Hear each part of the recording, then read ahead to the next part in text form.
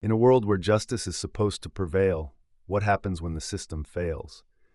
What happens when your fight for fairness becomes a battle against forces that try to silence you? Meet Mariah, an ordinary woman caught in the middle of an extraordinary fight for truth. If you love and support justice, subscribe to this channel. Let's begin. It was a crisp autumn morning in the heart of Brussels.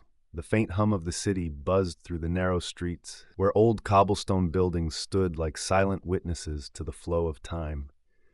The air had a bite to it, with the scent of freshly brewed coffee drifting from the corner cafes. Mariah, wrapped in her oversized scarf and a long coat that hugged her slender frame, stepped off the tram, her fingers clutching the straps of her bag tightly as she made her way to the office. Mariah was a quiet soul, the kind who preferred to observe rather than speak, to listen rather than argue. At 23, she had already accomplished more than many could hope for, an ambitious law student with a future that sparkled like the city's skyline at dusk. But her life was anything but ordinary. Mariah was adopted, raised by one of the most respected figures in the country, Chief Judge Laurent Devereaux. The judge, a man of impeccable integrity and reputation, had taken her in when she was just a child. A harrowing story of abandonment, one that no child should have to experience, had led Mariah to his door. He had raised her with love, kindness, and a deep sense of justice, teaching her to stand up for what was right, no matter the cost. The judge had never seen her skin color as a factor in their relationship, and neither had she. In their home, there was only love, only the promise of a better future. As Mariah walked towards her office building, her mind was occupied with thoughts of the case she was preparing for, a landmark trial that could change the course of a significant human rights issue in the country. She had worked tirelessly for months, and today she felt ready. But as the tram rumbled away behind her, her thoughts were abruptly interrupted. A police officer stood by the entrance of the tram station, his eyes scanning the passengers as they disembarked. His uniform was crisp, his posture stern, but it was the look in his eyes that caught Mariah's attention. It wasn't the casual disinterest she had seen in many officers' gazes. This was something sharper, more intent. He was watching her. Mariah quickened her pace, not out of fear, but out of a strange sense of unease. She had been in this city for years, and although she had encountered small moments of prejudice, she had never experienced anything as blatant as what she was feeling now. She chalked it up to paranoia, a long day ahead perhaps, but the officer's eyes never left her. His gaze seemed to follow her every step as she crossed the street. Then, without warning, the officer called out, "Excuse me, miss, can I see your ticket?" Mariah froze. She hadn't seen him approach, nor had she heard the familiar murmur of the ticket inspectors as they went about their work. Her heart skipped a beat, and she turned around slowly, meeting the officer's gaze with a calm, collected expression. "I'm sorry?" Mariah asked, her voice steady but laced with confusion. "Your ticket," the officer repeated, his tone now sharper. "Let me see it."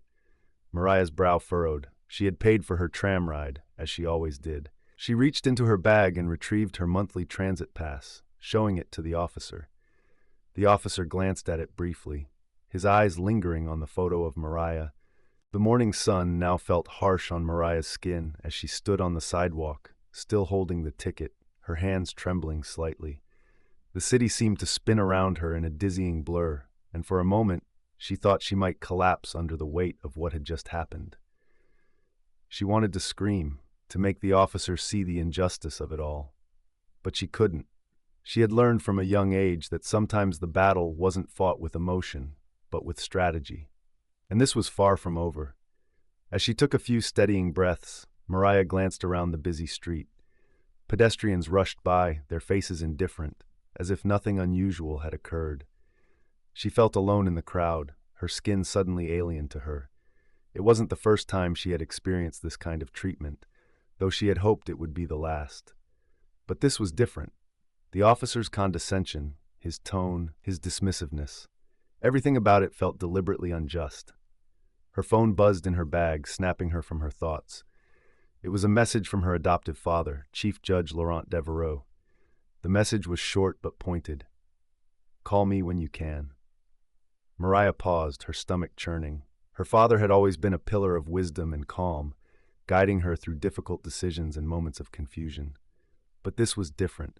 She didn't want to tell him what had happened, not because she was afraid, but because she knew the implications. The judge had built his career on fairness and equality, his reputation respected across the country. This was a blemish he would rather avoid. But the more she thought about it, the more she realized she couldn't hide it. She called him. The phone rang once, twice, and then she heard his calm, familiar voice on the other end. "Mariah, how are you? You ready for the day?" The warmth of his voice almost made her forget the ticket in her hand, but she couldn't keep up the pretense.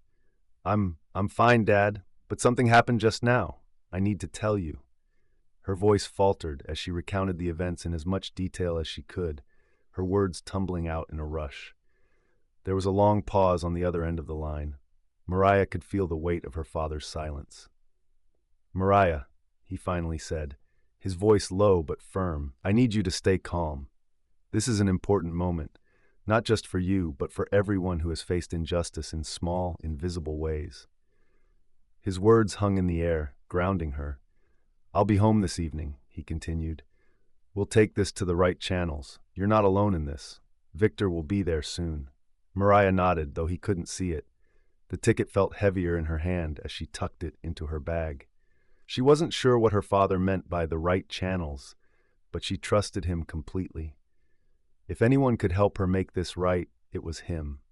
Mariah couldn't shake the feeling that something was wrong.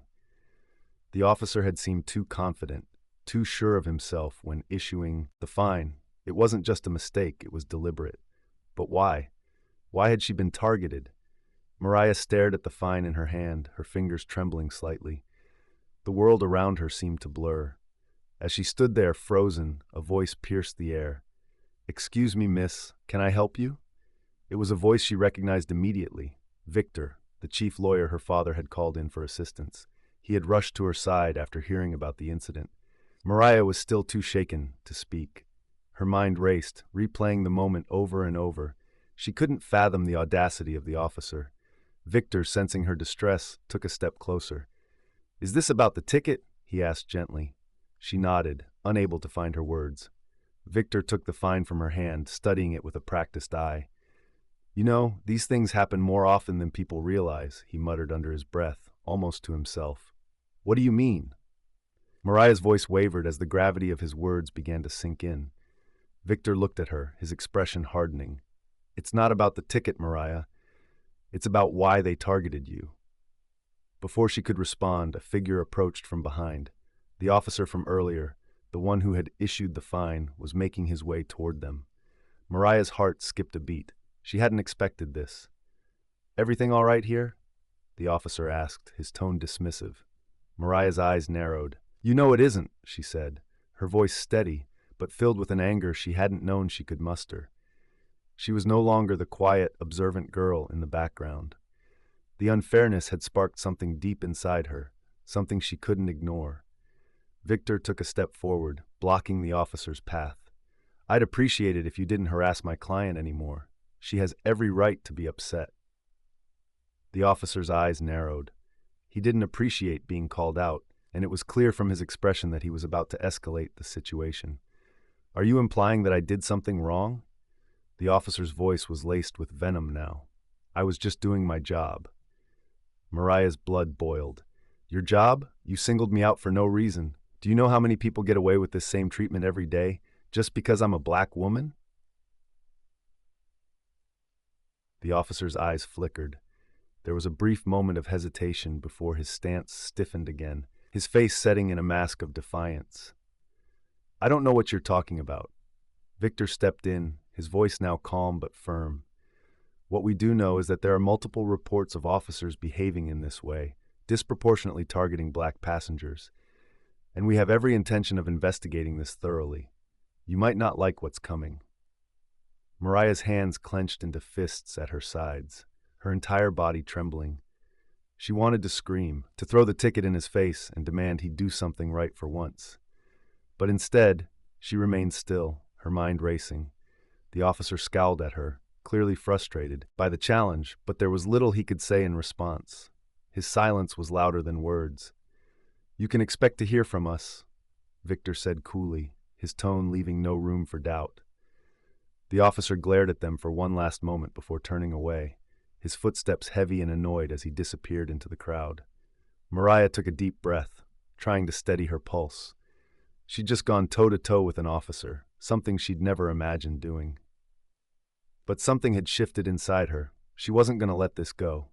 Not now. Not ever. Later that evening, Mariah sat in her father's office. The walls, lined with books and judicial tomes, usually brought her comfort, but today they felt suffocating. Her father, the chief judge, sat at his desk, reading through some paperwork. His face, usually calm and composed, was furrowed in concern as he glanced over at her. "You're still upset," he said, his voice full of understanding. Mariah swallowed the lump in her throat. "I don't know what to think anymore, Dad. How could he just treat me like that? Like I'm invisible. Like I don't matter." Her voice cracked as she spoke, and she quickly wiped away the tear threatening to fall. Her father stood up and moved to sit beside her. "It's the system, Mariah. It's not about you. It's about an ingrained way of thinking that targets people based on nothing but their appearance. But we're not going to let it stand. You've got a fight on your hands, but you've got the law and truth on your side." Mariah took a deep breath, looking at her father with determination. "Then let's fight." The next day, the battle began in earnest. Victor arranged for them to meet with the mayor's office and the local transit authorities, where Mariah presented a case that would send shockwaves through the community. As they went over the footage, the testimonies from other victims, and the history of racial profiling within the transit system, something shifted in the room. The mayor, usually known for his tight control and careful politeness, shifted in his seat. He had been part of the system that allowed this to happen, and now he had to answer for it. "This is a serious matter," the mayor said slowly, looking from Victor to Mariah. "We will take immediate steps to investigate this officer's actions. I promise you, we will not sweep this under the rug." Mariah stood her ground. "I don't just want an apology. I want change. I want this to stop happening to others." The mayor nodded, a flash of something almost resembling respect in his eyes. "We'll take action, I assure you." As they left the mayor's office, Victor placed a reassuring hand on Mariah's shoulder. "That's a victory, but it's just the beginning." Mariah nodded, her resolve strengthening with each passing day. The fight for justice wasn't just about proving her innocence. It was about dismantling the systems of oppression that allowed moments like this to happen in the first place. And she was ready for whatever came next. The real battle, she realized, was just beginning. Here's the next part of the story, with more suspense and tension. Days turned into weeks, and the case began to make waves. What started as a simple incident on a train had transformed into a cause. People began talking about Mariah, not just as the victim of an unfair fine, but as the symbol of something bigger, something that needed to change. Mariah's life was no longer the quiet existence it had once been. Her face appeared on local news, her story being broadcast across multiple platforms. She was becoming the voice for those who had suffered in silence and whose stories of racial profiling had been ignored. And yet, in the midst of the growing support, there were new dangers lurking, dangerous, unseen forces that were now aware of her. It was late one afternoon when she received an anonymous message on her phone. "You don't know who you're messing with, girl. You better back off before things get worse." Her heart skipped. The message was vague, but the threat was undeniable. She had known that challenging the status quo would bring opposition, but this felt different. This wasn't just an angry officer or a few disgruntled people, it was something more insidious. Mariah stared at the message, then showed it to Victor when he arrived at her apartment later that evening. He was unfazed, as always, but there was a slight crease between his eyebrows. "This is just the beginning, Mariah. There will be those who want to silence you, but we won't back down," he said firmly. She looked at Victor, feeling a surge of gratitude, but there was a knot in her stomach. What if they weren't prepared for what was coming? What if her family, her father, became a target? "I can't let them hurt anyone else. I have to do this. I have to keep going," she said, her voice trembling with conviction. Victor gave her a pointed look. "You're not in this alone. But you need to be careful. This battle could cost us more than we expect." The following week, the situation escalated. Mariah had been invited to speak at a city council meeting to address issues of racial profiling and police misconduct. The pressure weighed heavily on her shoulders as she stood before the council members, the bright lights of the cameras focused on her. She could feel the eyes of every person in the room on her. Some were sympathetic, others skeptical, and a few were downright hostile. She spoke from the heart, detailing her experiences, explaining the disparities in how black passengers were treated compared to others. She told them about the officer who had fined her, about the countless others who had been unfairly targeted, and about the deep-rooted biases that needed to be dismantled. "I am not just a statistic," she said, her voice steady but filled with emotion. "I am a person, and I will not let you ignore the truth any longer." But as she spoke, she couldn't shake the feeling that someone in the room wasn't listening to her words, someone who was more focused on her every move, waiting for her to slip. And when the meeting concluded, that suspicion was confirmed. As Mariah and Victor made their way out of the building, a man in a dark suit approached them. He was well-dressed, but his demeanor was cold. He flashed a badge. "I'm Detective Carlson," he said, his voice measured. "We need to talk about the incident with the officer. There's been a complaint from his union. They're asking for an investigation into the way you've been handling this situation." Victor stepped forward, his voice firm. "We are simply exercising our rights and seeking justice. If they have an issue with that, they can take it up in court." Carlson's eyes narrowed. "I'm afraid it's not that simple. There are powerful people behind this, people who don't appreciate being called out." Mariah felt her stomach tighten as she listened. "Are you threatening me?" she asked quietly, but there was an edge to her voice now, one she didn't recognize in herself. Carlson's lips twisted into a smile that didn't reach his eyes. "I'm just warning you, young lady. You've poked the hornet's nest. Now, you'll have to deal with the consequences." Before either of them could respond, he turned and walked away, disappearing into the crowd. Victor didn't say a word, but his eyes told Mariah everything she needed to know. They were being watched. They were in deeper than they'd ever anticipated. That night, as Mariah lay in bed, her thoughts were consumed by the conversation with Detective Carlson. She had known this battle would be difficult, but she hadn't anticipated the full scope of the danger she was facing. She rolled over to her phone, opening the screen to look at the anonymous message once again. The words felt heavier now, more real. She couldn't help but wonder, who are the powerful people behind this, and what will they do to stop me? Suddenly, there was a knock at her door. Mariah jumped out of bed and rushed to answer it. Standing on the other side was her father. His face was pale, and his usually composed demeanor was nowhere to be found. "Dad, what's wrong?" Mariah asked, instantly sensing that something was off. He stepped inside, closing the door behind him. "I've been contacted by some of my colleagues. There are whispers about your case, Mariah. There are people in powerful places who want this to go away." Mariah felt a chill crawl up her spine. She had always known her father was connected. He was the chief judge, after all. But this felt different. It wasn't just about law anymore. It was about something much darker. "They'll stop at nothing to silence you," her father said quietly. "We need to be careful. You've become a target." Mariah swallowed hard, her heart racing. She had no idea how deep this went. But one thing was clear. Her fight for justice had just become a war. "I'm glad it's working for you." Here's the next part, continuing the rising tension and the deeper involvement in the battle for justice. The pressure of the situation was starting to crack even the strongest of resolve. Mariah had always prided herself on her ability to stay calm under pressure, but this battle was unlike anything she had ever faced. Every step forward seemed to lead to 2 steps back. Her name, once just part of her family, was now a rallying cry, a symbol for people across the country.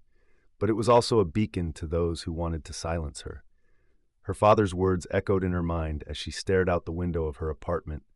"You've become a target." And he was right. Despite all the public support, behind closed doors, people were whispering. The union that supported the officer was starting to make moves. Powerful figures were beginning to take notice, not just of the case, but of Mariah herself. The next day, Victor sat down with her in the dimly lit cafe they often used as a meeting place. His face was grim, and for the first time, Mariah saw a flicker of uncertainty in his eyes. "We've hit a wall," he said, pushing a folder across the table to her. The folder was filled with court documents, internal memos, and a list of names, some familiar, others not so much. Mariah picked up the folder and began flipping through the pages. The names of powerful figures in the police force, the local government, even the media, were all intertwined in ways that made her blood run cold. These were the same people who had been implicated in cases of racial profiling in the past. Now they were pulling strings to ensure the case would go nowhere. "This is bad, Victor," Mariah whispered, as she reached the last page. It was a list of blackmail materials, private information about several council members, public figures, and even her own family. It seemed like every angle was covered. There was nothing she could do that they hadn't anticipated. The corruption ran deep, and it was clear that Mariah was about to face more than just an unjust fine.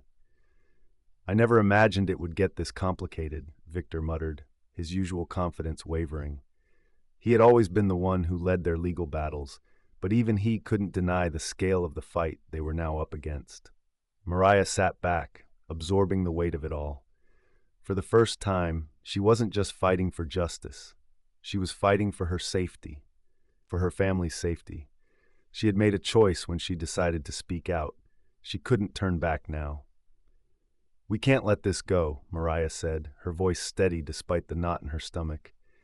"If we let them win now, we'll never be able to change anything."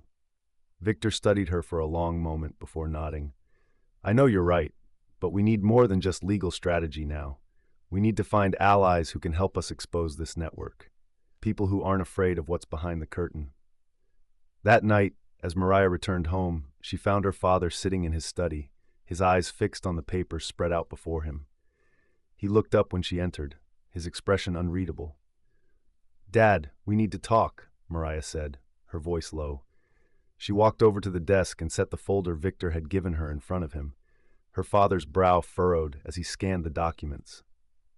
"I see what this is. You're in the middle of something much bigger than a simple traffic fine now, Mariah." "I know," she said, biting her lip. "And I need your help. I need you to stand with me. This isn't just about me anymore. It's about all of us, everyone who's been silenced. If we don't fight now, nothing will ever change." Her father sighed deeply, rubbing his temples. For the first time in a long while, he seemed at a loss for words. Mariah had always respected her father's composure, but now she saw the cracks in his armor. The system he had once served so faithfully was turning against them. "I've spent my life working within this system, Mariah," he said softly, "but I've never seen it as broken as it is now. These people, this corruption, it's bigger than both of us." Mariah stared at him, her heart pounding. She didn't want to believe it. Not her father, the man who had spent his career advocating for justice. But his hesitation spoke volumes. "Dad, you're the chief judge. You have the power to do something about this," she urged, her voice pleading now. "You can't just sit back and hope this blows over. They're trying to shut us down." For a long moment, her father didn't speak. Then, slowly, he stood up, walking over to the window. The city lights below shimmered, but they felt distant, almost out of reach. "I've already started making calls," he said quietly. "I've been trying to figure out who can help us, who can break through all the layers of corruption. But it's not going to be easy, and it will come at a cost." Mariah nodded. "I'm ready for that." Her father turned to face her, his expression softening. "You have your mother's courage," he said with a faint smile. "But be careful. There are things even I can't protect you from." The following days were a blur of phone calls, meetings with allies, and strategizing. Mariah's resolve only hardened as she realized the depth of the corruption she was up against. It was bigger than she had ever imagined, and there were moments when she questioned if she was truly strong enough to see it through. But then, a breakthrough came. An anonymous whistleblower had reached out to Victor, offering critical information. A former high-ranking officer within the system was willing to testify about the covert operations that were being used to suppress cases like Mariah's. This person had seen it all firsthand. Now, they were ready to expose it. "Are you ready for this?" Victor asked, standing in the doorway of Mariah's apartment.